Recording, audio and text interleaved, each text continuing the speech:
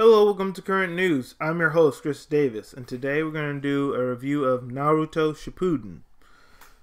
So when I do this review, there's going to be some spoilers because the way I'm doing this review is I can't mention everything inside of Naruto Shippuden, but I'm going to mention the parts that I really cared for and that really stood out to me, that were really dramatic. With that being said, let's get into it. So, Naruto Shippuden. So, Naruto Shippuden picks up where Naruto ended. The questions that you had after Naruto ended, such as where is Sasuke, is Orochimaru gonna take his body, what are the Akatsuki, like what are they planning, how did the Hidden Leaf Village get started, how and why did the tail beast get inside of Naruto, are there more like Naruto and Gaara, why did Itachi kill off the Uchiha clan? Like, what's the real reason why he decided to kill his own clan and just spare his brother? So, Naruto Shippuden answers all of those questions. So, it picks up where Naruto ended. Now, with that being said, I'm going to mention the parts that really stood out to me. First of all, what really comes to mind is the Akatsuki. Like, who are they? They're a bunch of high class level ninja, and their goal is to like rule the world. So they're planning to take tailed beast inside.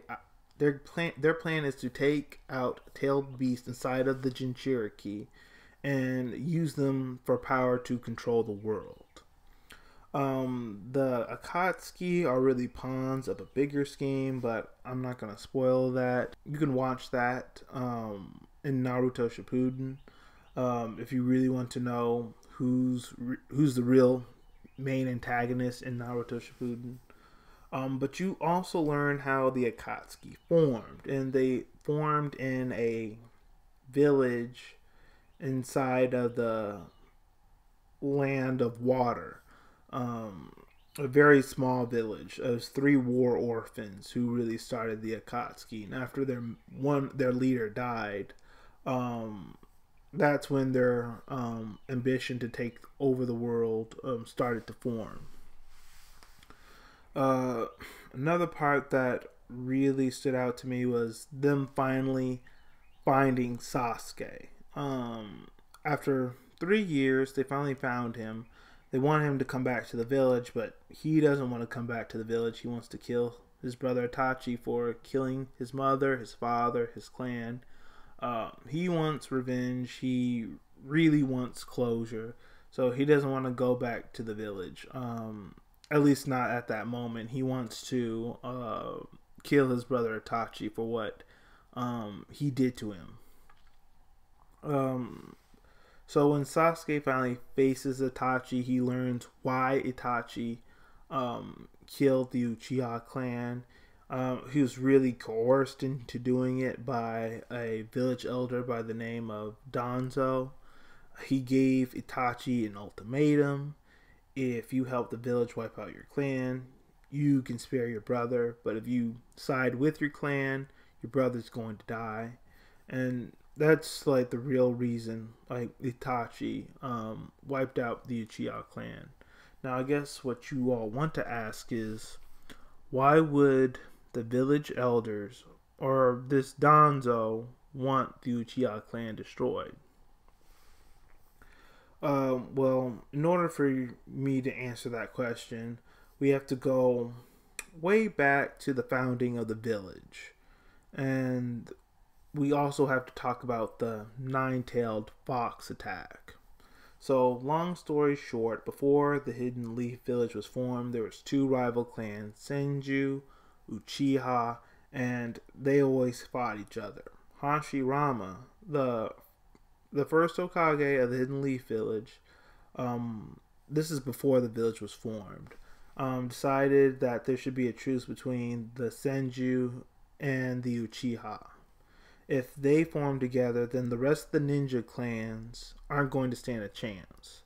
Hashi Rama wanted the two clans to join forces because during this time, there was no ninja villages.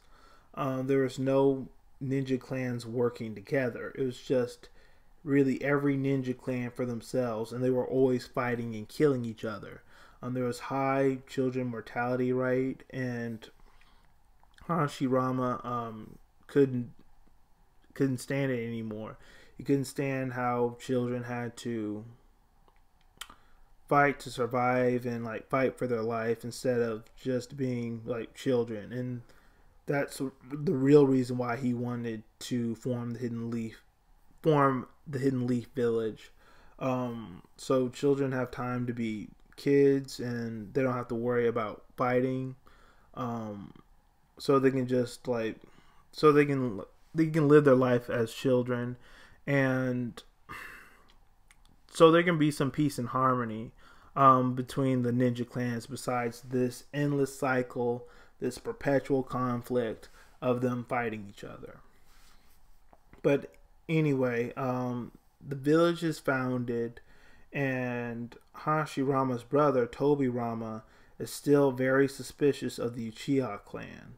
After Hashirama dies and he becomes the second Hokage, he puts out all this suspicion. He spreads all this negative feelings about the Uchiha clan through the rest of the village, as if they can't be trusted. And of course he thinks that way because the Senju and Uchiha always fought each other. But Hashirama brought them together. And to me, Tobirama should have stopped doubting the Uchiha clan. Should have stopped being suspicious of them. He should have just let bygones be bygones, like his brother, like his older brother.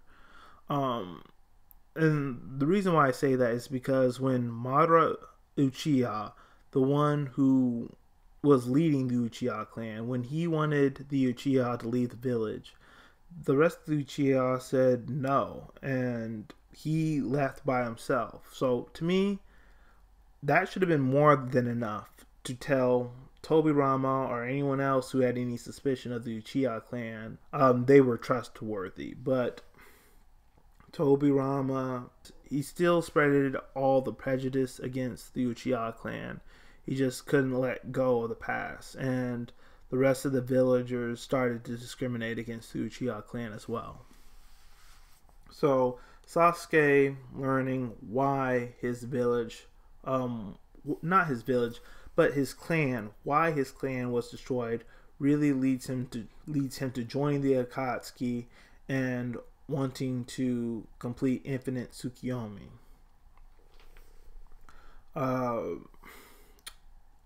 Naruto eventually stops him, and there's a final battle, and Sasuke sees the light, and then he goes on a redemption journey.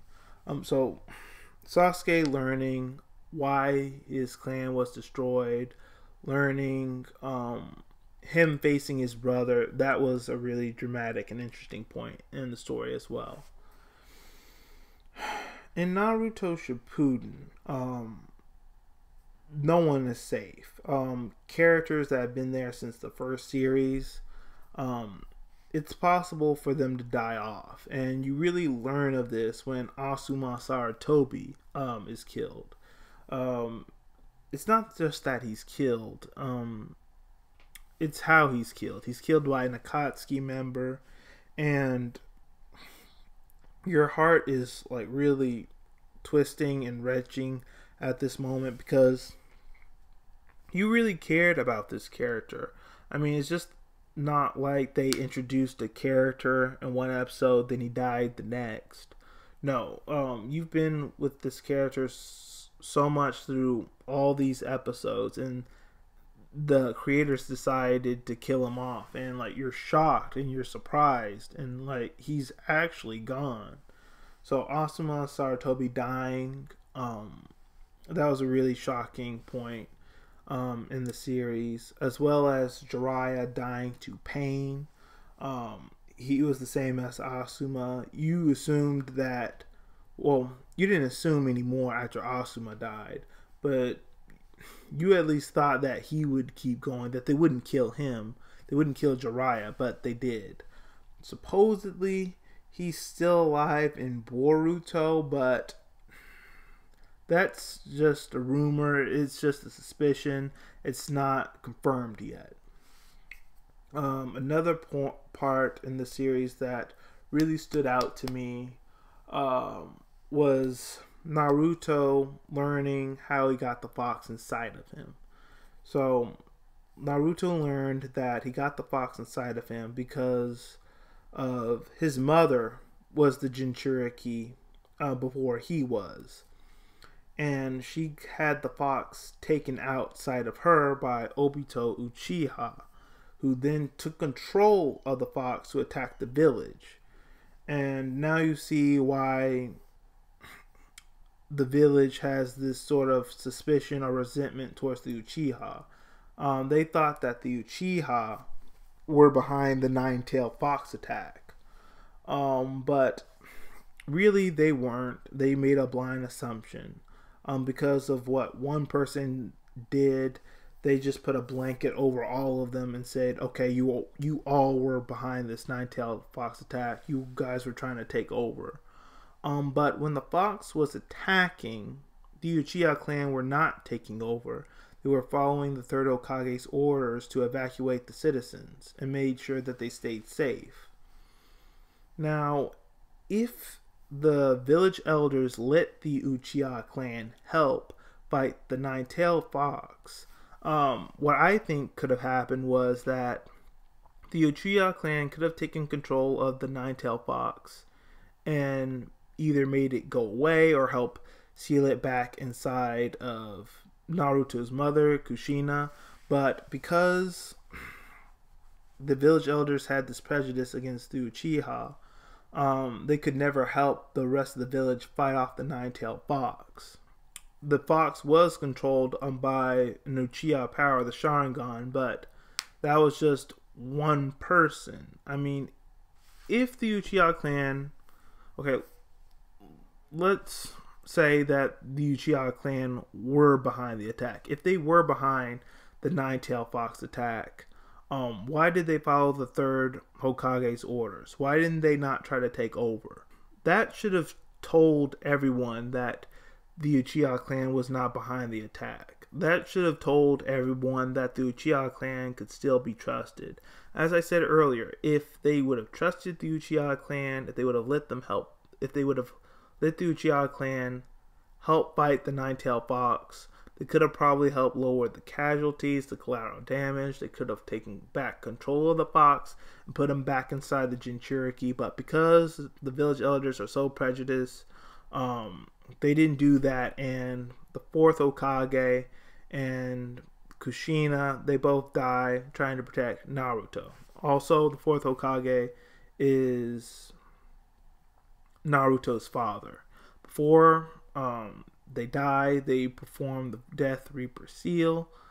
Part of the fox goes inside of the fourth Hokage, Minato, and the rest of it goes inside Naruto, and that's how his family tragically dies. The fox kills them because the fox was trying to kill Naruto, but they jumped in the way. And they saved Naruto, but in doing so, they had to sacrifice themselves. And that's how Naruto grew up alone without a family. And that part was really dramatic and heart-wrenching. So those were all the parts that stood out to me that were really dramatic. Also, I mentioned the fight between Sasuke and Naruto making Sasuke see the light. This is another one that really stood out to me. Neji dying. It's just, no one was safe in Naruto Shippuden. And I guess that what made it interesting, because it made you appreciate everyone there. But it was a really great series. Like I said, I didn't get into it until really about last year. So if you haven't seen it, I definitely recommend that you get into it because it's a really good show. Well, that's all we have for today. Let me know what you think in the comment section below. Have you watched Naruto? Are you into it? Have you seen any of the episodes? Let me know. Also, in the description box, there's a link to my social media. Follow me on Facebook, Twitter, Instagram, and LinkedIn. Also, if you really want to help this channel, please hit the like button and hit subscribe. Hit the bell for notifications and share this video with your friends. And all of you have a great day.